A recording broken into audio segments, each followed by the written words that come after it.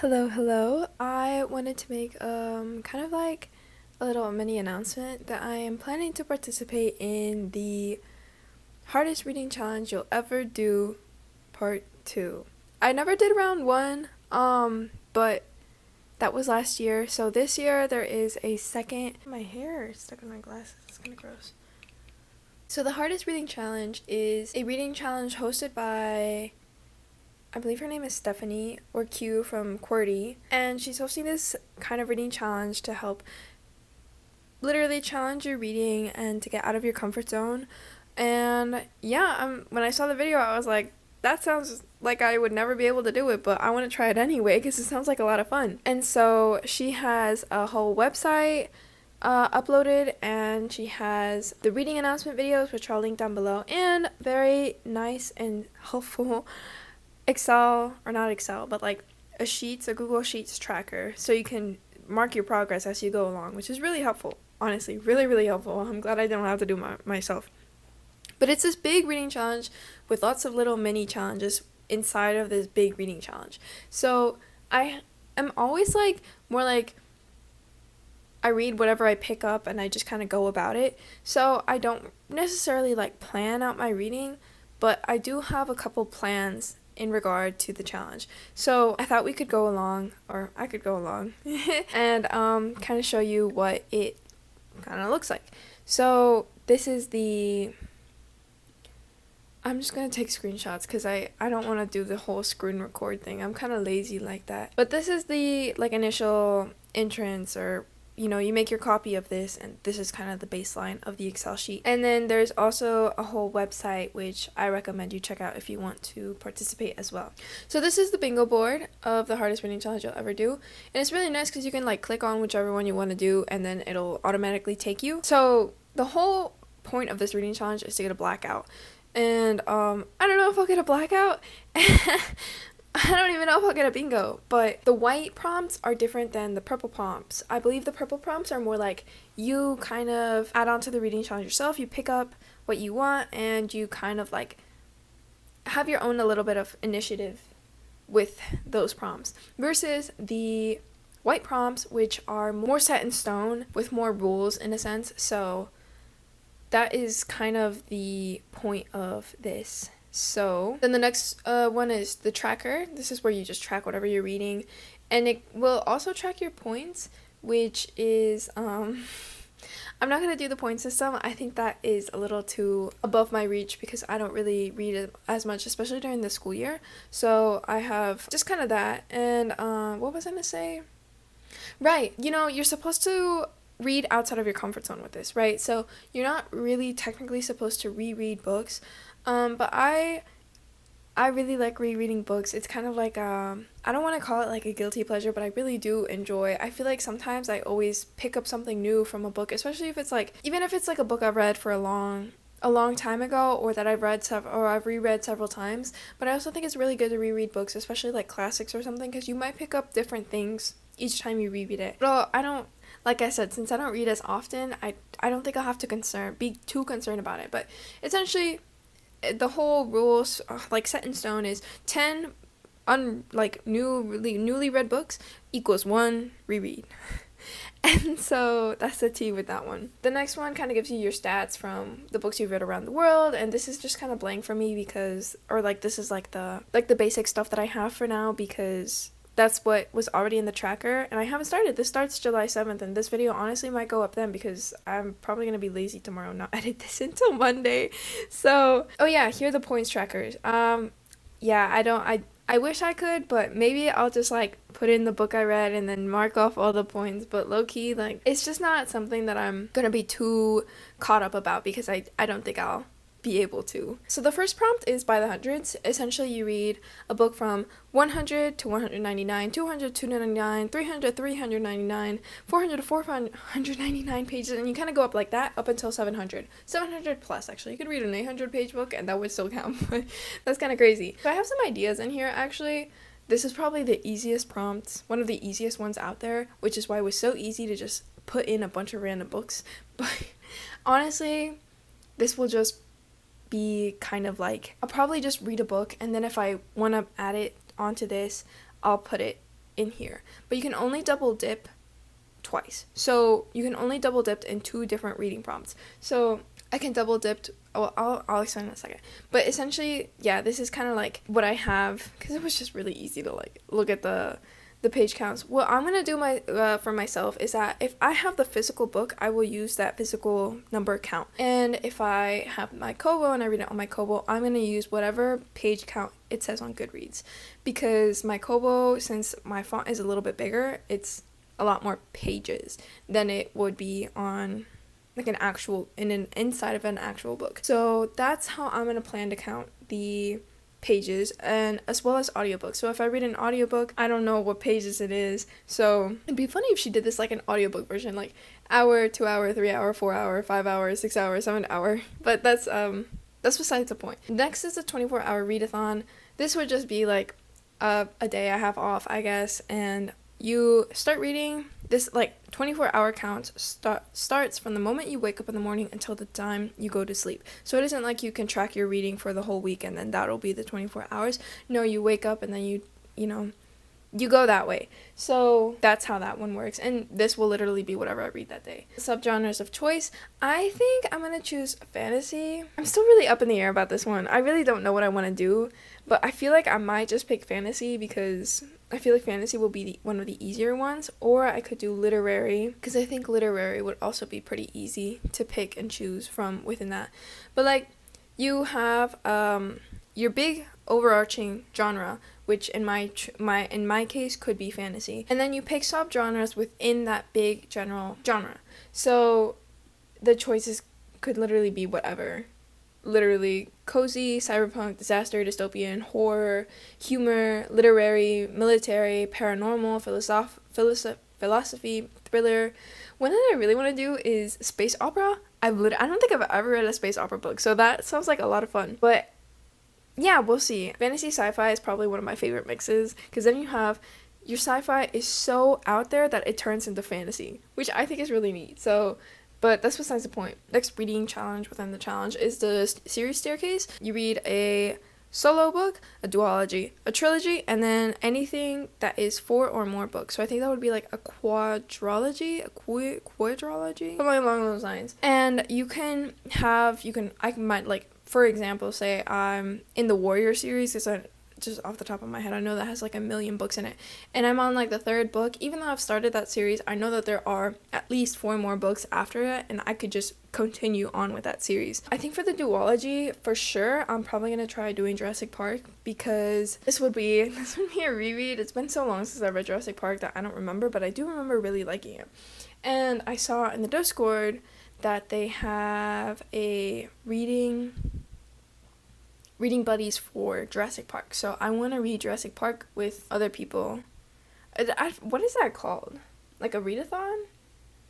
Like a read-along. Okay, that's what it's called. Right. And so I have it pending in the library, but yeah. And then, in case you didn't know, Jurassic Park is a duology, and the 2nd book is The Lost World, I think. And then I have the trilogies. Yeah, we'll just have to see. I think this would also be kind of like how it goes. I'm really bad at reading series. I wish I were better about it, but that's kind of like the tea about that. So we'll have to see how that goes. Like for the solo, the standalone, that'll probably just be whatever I pick up in the moment. And yeah, that'll probably just be it. Award season, this one is actually really interesting. Like, it's whatever awards happens, and so you read 2 winners, 2 finalists, 2 semifinalists, and 1 entrance, I think. No, I'm kidding. You can read whatever as long as they were in whatever like sort of award type of competition, if that makes any sense. So she has some examples in here. She has the Hugos, Nebula, Goodreads Choice Awards, the Booker Prize, and I've never been one to read books that are nominated or won finalist for XYZ, but I've heard a lot about the Booker Prize this year, so I do kind of want to read some Booker Prize books, if that makes any sense.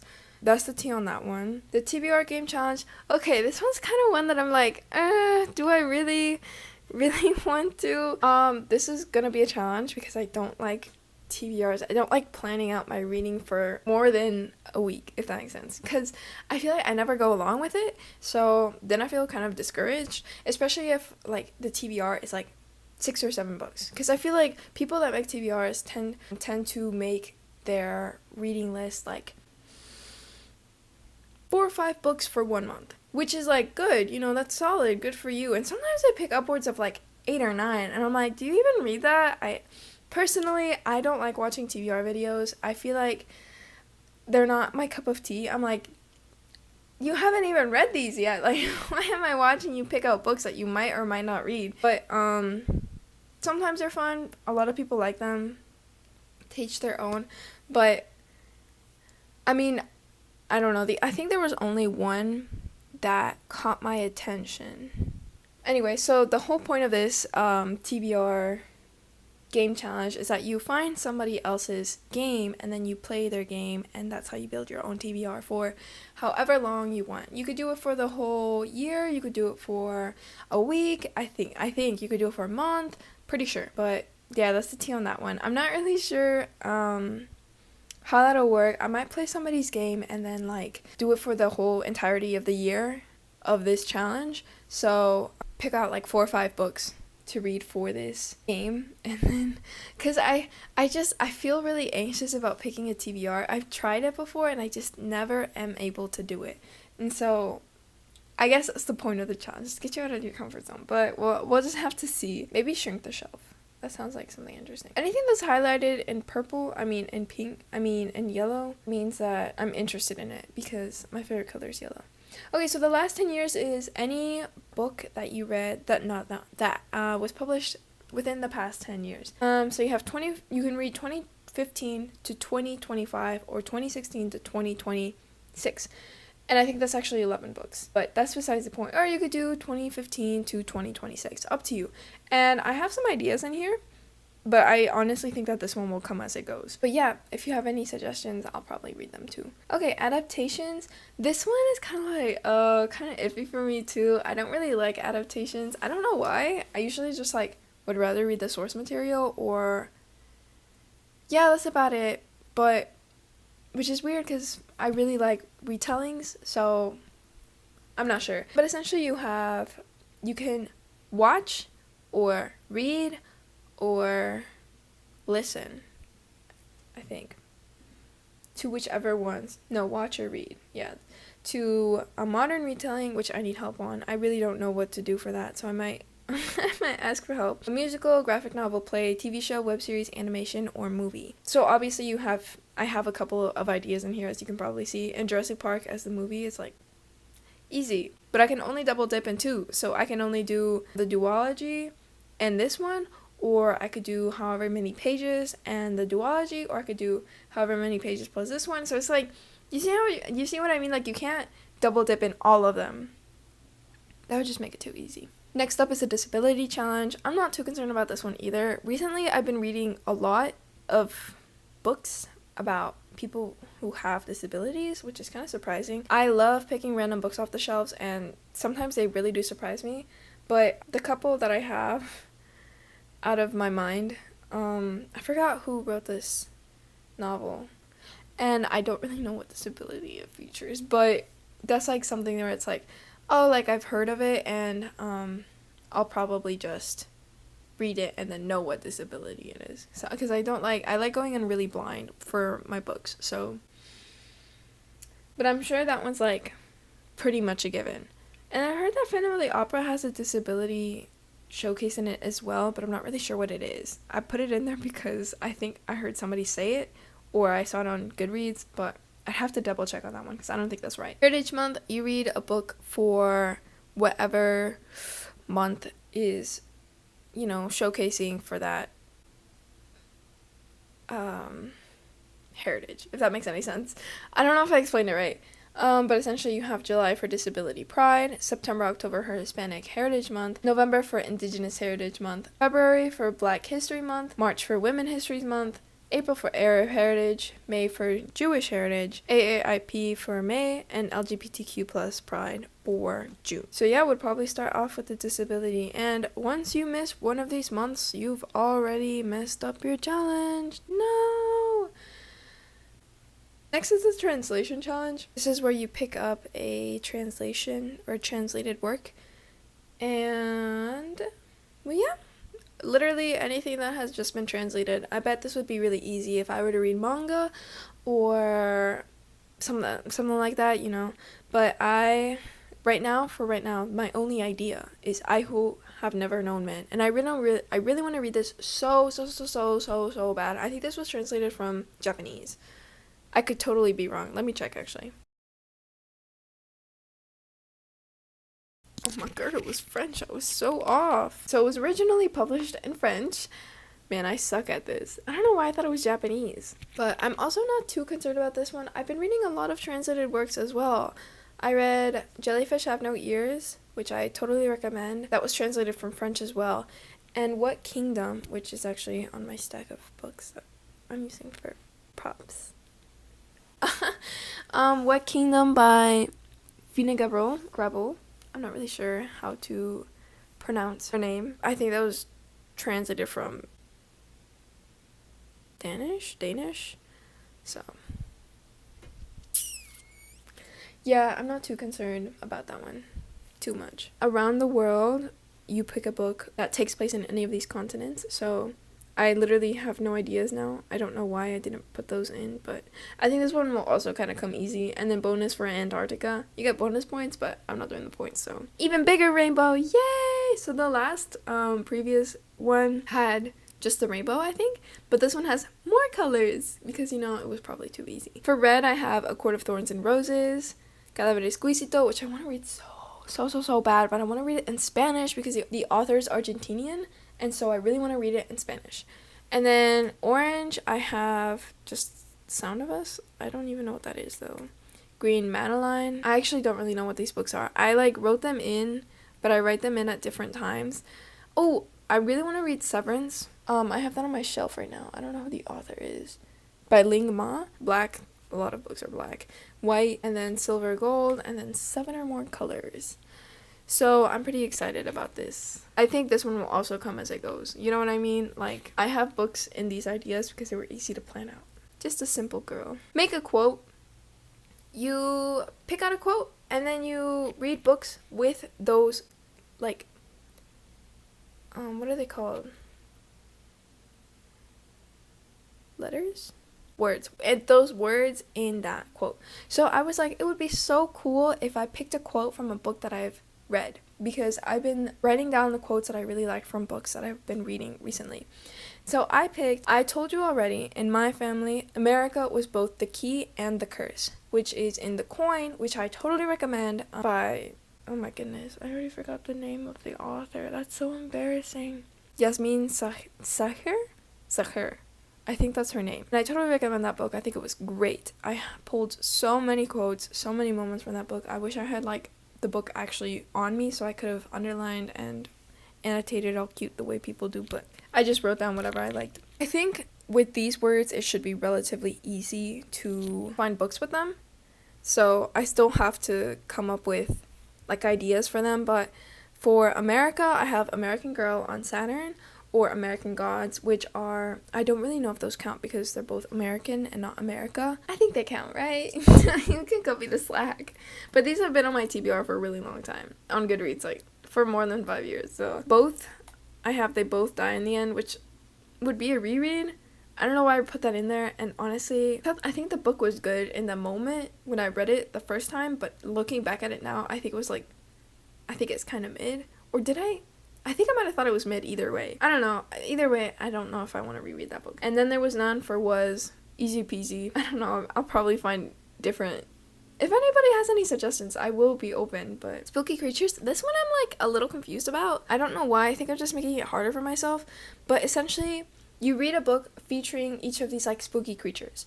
So you have a vampire, shifter, magic user, fae folk, spirit, merfolk, zombie, or other creature. So I'm kind of I'm glad I picked fantasy for the subgenre because I think this would make this a lot easier, and I think I'm gonna need to look up suggestions for this because I don't even know what a spirit is. And for fae folk, the only one that I've heard of is, what's that one book called? The one that was trending, The Cruel Prince. And I think that those are faes. But I'm going to have to do a little bit more research to figure this out. And then on top of that, it's like, I don't really, like, I'm not a big zombie reader. So I don't think I've ever read anything with zombies in them because it's just not what I'm interested in. So, and it's like kind of the same thing for, I guess, spirit. I don't even know what that is. Or merfolk, I've like read of, I really like this book. I can't remember what it was called. Oh, hell no, I'm not gonna find it. I don't remember what it's called, but it's Enemies to Lovers, and it's pretty good. It's pretty angsty read, so I recommend it. I'll never find it. I'll never find the name of it. You'll never know what it is. Become the Avatar is the next reading challenge. Oh, reading challenge. It is a challenge, trust. You have water, earth, fire, and air, and then it can either be in the cover or it either has to be the word in the name of the title. So that's the tea on that one. I think this one will also come as it is. You can only do one or the other. Like, you can't mix and match, or you have to do both the cover and in the title. Readathon challenge. I think I'm gonna do the TBR Clear Out Readathon because I would like to read the books on my shelves. Buy books and things, and I recently discovered her channel. So, like, a little before this. So I'm kind of excited about doing this challenge. I usually don't do reading challenges. I'm not like a big reading challenge girly either, so. But, yes, they're doing like fireworks because it's the 5th of July. Animal friends, this one's also gonna be kind of difficult. House pets, exotic pets, farm animals, wild animals, and zoo animals. 5 books.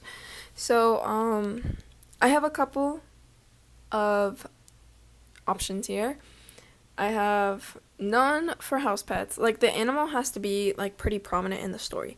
So for house pets, I'm not really sure which book I will pick for this, but I think I will figure it out. Exotic pets, I have the Golden Compass, which I believe is like the polar bear. Narnia, which is the lion. Marion of the Hoopaway? I actually have no idea what that is. So farm animals, I would like to reread Animal Farm by George Orwell. And Charlotte's Web, I put that in there, but I probably would not reread that. Wild animals, I put Guardians of Gahu. I want to read and finish the series, but realistically, I would never do that. And Paladin's Grace, which is the current book I'm reading, and I don't know, like, this is my hot take, right? Rats. That's the whole, like, big premise of this book, are rats. It's good for the rat core, if you know what I mean. But where do rats fall in this? Because they're not your house pets. They're not exotic pets.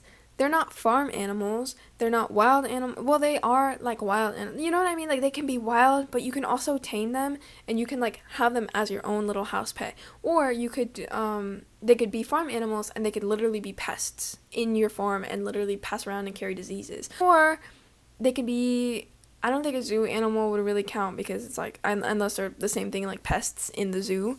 Or, like, what you feed the snakes, I guess. But I mean, I don't really know where rats would fall in this because they're like pests. They're literally pests. Or they could be like for science, you know what I mean, where they're testing animals, so they test on the rats or whatever. They do a lot of this for like brain and behavioral sciences that I know of. So yeah, and then Jurassic Park for the zoo animals. Anyway, that's the thing. Like, I don't really know where to put it, but. And then next up is the even bigger queer alphabet. So here you have gay, lesbian, bisexual, pansexual, transgender, intersex, asexual, polyamory, non-binary, agender, or gender fluid two-spirit.